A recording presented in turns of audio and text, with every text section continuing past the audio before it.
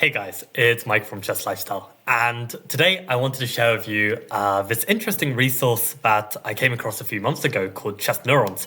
But before I get onto that, I wanted to talk a bit about my new FIDE rating, which, as you can see, has surpassed 2,000, which feels good because I got here like maybe 2 years ago, and then I plummeted back down.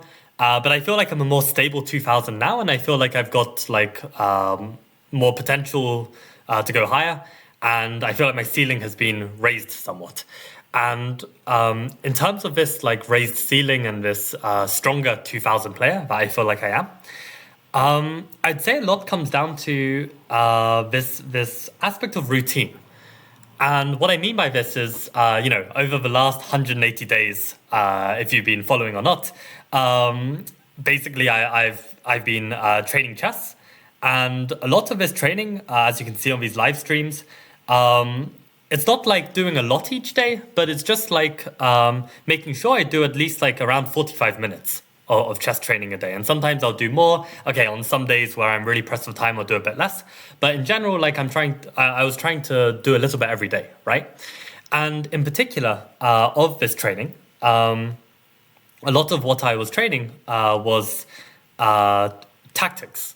And tactics and calculation were definitely my weakest points, which also resulted in most of my losses, to be honest. I think the biggest reasons why I was losing was not because I was getting outplayed in the opening, not because of like not knowing some theoretical endgame. No, it was just like basic tactics and basic calculation.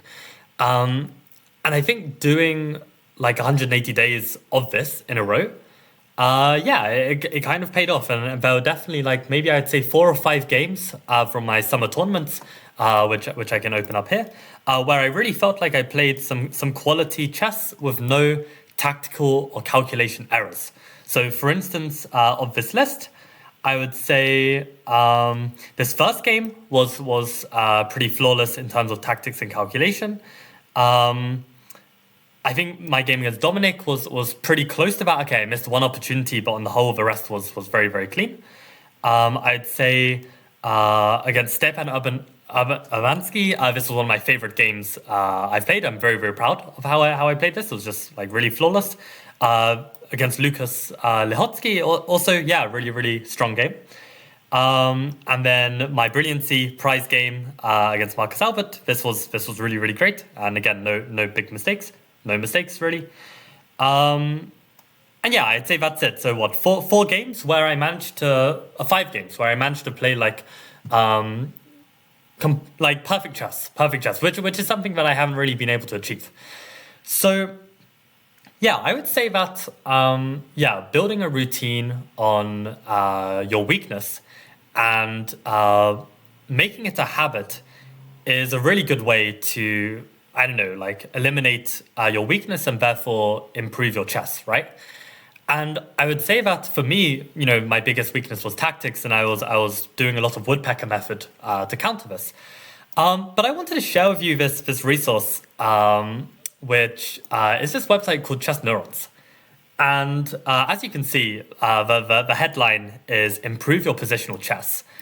And I would say that for anyone who is looking to improve their positional chess and are making basic positional errors, this might be the routine that you might want to look into.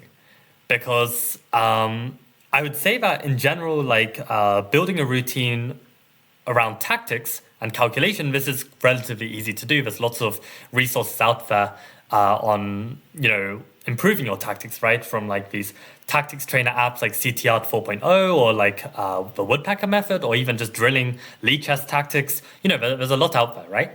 But in terms of positional chess puzzles, there hasn't really been as much. And I mean, recently actually Woodpecker Method 2 came out, which is positional chess puzzles, which I haven't looked into yet.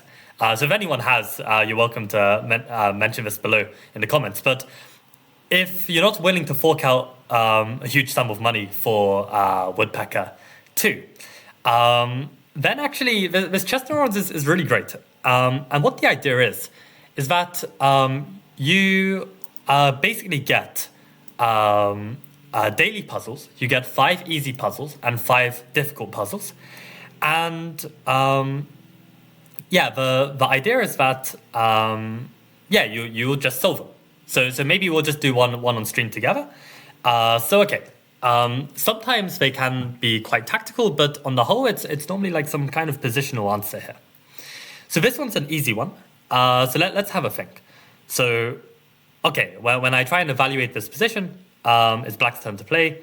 We have an extra pawn. We also have some back rank issues, so we can't just go to the 7th rank and start trying to mop up these pawns. No, we're going to get checkmated. So probably we need to do something about our king, because in these rook endgames, if we don't have an active rook, then we're going to be in trouble. So I would say in this position, the move that jumps out to me is g6. But in terms of candidate moves, probably then I'd be looking at making a move with my pawn or making a move with my king. And the reason why I said g6 was because I don't really want to play h6 now that in order to get my king out, I'd have to go away from the center. And in general, in these endgames, the king is going to be more useful in the center of the board. And the problem with pushing the f-pawn, even though it kind of brings my king closer to the center, the problem is that the rook can occupy the 7th rank, and then I actually don't get to escape with my king. So g6 is kind of this middle ground where I'm able to come out.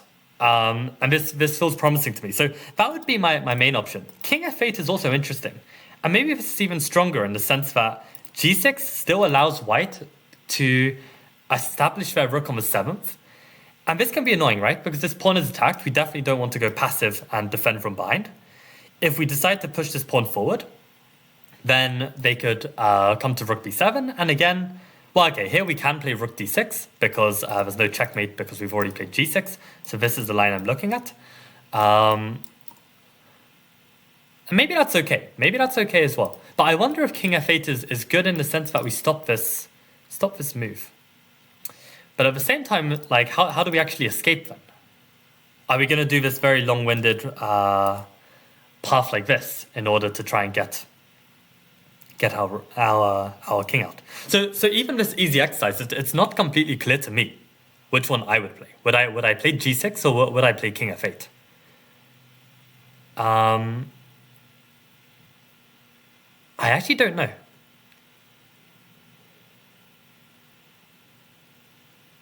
I think I'm going to play king f8. I think I'm going to play this. I feel like this, stopping the opponent's rook from getting active, I feel like this is an important move.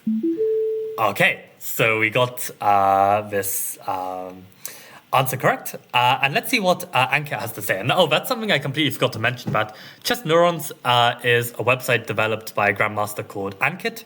And basically the nice thing about these puzzles is not only do you get told whether you're correct or wrong, you also get some explanation along with it. So here we see king f8.